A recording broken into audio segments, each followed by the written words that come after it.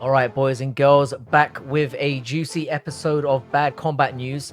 Now, we've got a lot of the wacky and wonderful to cover here, including updates on the situation at middleweight involving the title, the aftermath of the Shevchenko Grasso draw, and my feelings on that particular shit show. We're going to have a little talk about a certain Bellator star possibly coming to the UFC. We've got Bradley Martin sticking his big toe into his mouth again. I'm going to cover the KSI Tommy face-off in their epic clash. And finally, my thoughts on a few of the upcoming fights that I'm really frothy about. Let's have some fun, shall we? By the way, don't like and subscribe. I actually got a letter from YouTube a couple of weeks ago asking me to monetize my shit. And trust me, you don't want this dickhead getting too big for his britches. My shit will be insufferable. Alright, so the first thing I kind of want to quickly address was a quick clip that new champ Sean Strickland uploaded as of yesterday. Now, before I get into this heartwarming shit, can I just say, since grabbing the belt, this man has been taking nothing but W after W, and I'm personally loving it. Now, he essentially came out and said in this clip that now he's champ, he's being offered a whole wealth of opportunities, one of them being some kind of sponsorship deal, where he essentially lays out plans for an intermediary to sell signed merch on his behalf for a cut. And while he addresses that fact that he'll be doing this going forward, he also talks about how dirty it makes him feel and how he's going to make it up to the fans by providing opportunities for free meet and greets before his next planned fight, which revealingly he said will hopefully be at the beginning of next year. Now, I thought this was a really classy way to approach this. He's kind of accepting that this is the nature of the beast in making money, and being very transparent about this is something that's really refreshing to see. I'm kind of prone to talking a lot of shit on here, but it's genuinely nice to see someone in this position call things the way they are, and this might actually get this motherfucker capped if he's not careful. It's a clip worth seeing, especially if you were ever on the fence or straight up dislike this man. And this leads me directly into my next point. Jesse on Fire, who I must admit I used to kind of laugh off as a desperate buffoon type character, and someone I've actually come to enjoy in very small doses, if not entirely respect. He kind of made a reaction video to a video that ADESANYA made, literally in the last few hours, where ADESANYA literally says regarding the status of when he comes back as "we'll see," and that he doesn't care who the champ is when that happens. Now, Jesse was very quick to jump on this, implying that IZZY was turning down an immediate rematch. And as much as I dislike IZZY, and I really do, I'm not sure where he's really getting that from this interview. It seems a little far-fetched and wildly presumptuous to me. But one thing that is clear is that whenever he does return, he obviously expects to be walking right into a title fight, if not a rematch. Now, I said this directly in the aftermatch of the fight on Twitter. Outside of the division needing fresh matchups, he has lost 2 in 3. In my opinion, you shouldn't get 2 back-to-back rematches unless there are defenses in between. Dricus is clearly the most deserving next contender. Anyone that beats Whittaker the way he did should be, but something tells me that the UFC is going to fuck us all over, and we end up with Cannonier or Adesanya next. Anyway, this clickbaiting nonsense that Adesanya is temporarily out of it has pretty much no basis from where I stand, and nothing really in the interview comes across showing that kind of thing one way or another.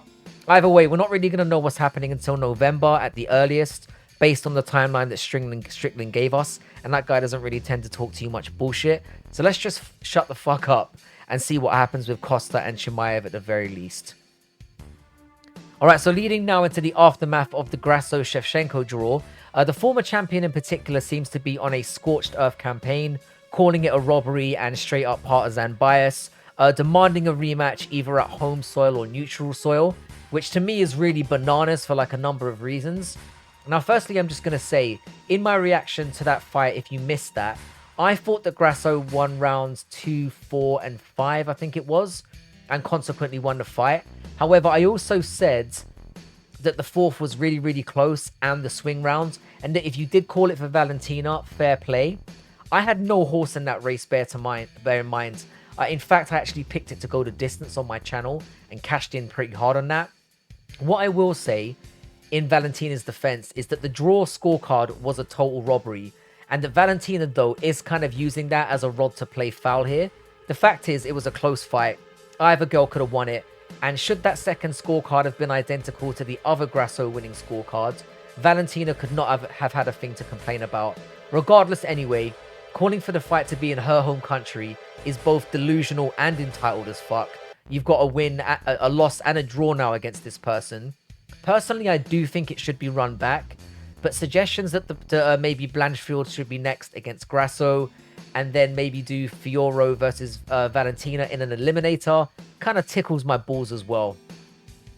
Alright, I'm going to keep this one brief because I don't really care.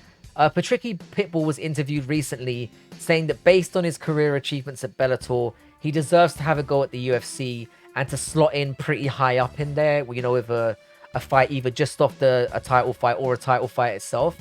And I'm going to be real with you. One of the biggest beefs I have with Bellator is how much of a dog's dinner they tend to make of marketing. I feel like I actually have to go out of my way at times to find out what's going on over there. And I didn't even know that that my man here got slept again, and in the first round just a few weeks ago, after losing embarrassingly to Pettis.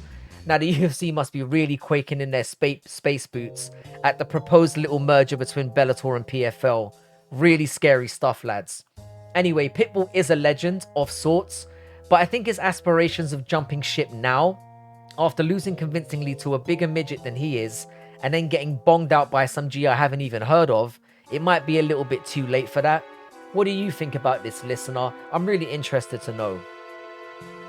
Alright, in other news, Bradley Martin is back talking shit again about how he thinks he can fuck professional fighters up, albeit men half or a third his size, in street fights. And this time he took aim at Chito Vera, a yes 135-pound Chito Vera, who unceremoniously looked my man dead in the eye and told I'm 260-pound Martin that he'd rip his eyeballs out or something to that effect. I'll be honest, when Martin started doing this, I thought he was trolling and I found it kind of amusing. But it's obvious at this point that this man has an uncontrollable ego and maybe needs to get checked, and checked really hard.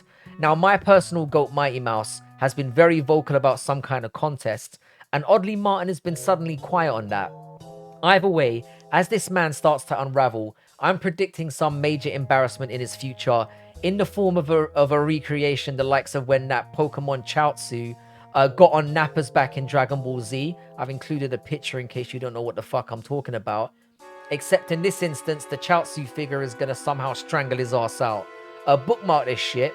Might be the most embarrassing, unspinnable event to ever happen on the internet. Certainly in the combat sports sphere. Alright, now these two absolute yogurts finally had their face-off.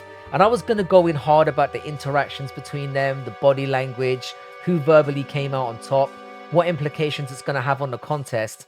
But then it occurred to me after watching that I somehow care even less than I did before, which I'll be honest was already kind of hovering above zero. I kind of want to see KSI get bonged out as much of an unlikable wet wipe as Tommy is. And well, yeah, I kind of want to see Logan get bonged out as well for that matter, but I might be asking too much with that. I don't get why so many people live in KSI's rectum. Call me a hater, I don't really care. This was a total waste of an interaction for me and did nothing to get me frothy for the fight. I was hoping that it would do.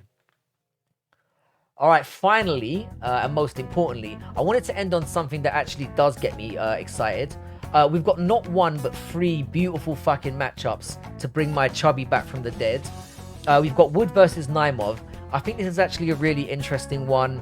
Wood's only just come up to featherweight, and Naimov looked really good in his last performance. This could be a really good test for him, and I'm expecting for that to be a banger. We've also got Basharat versus Henry.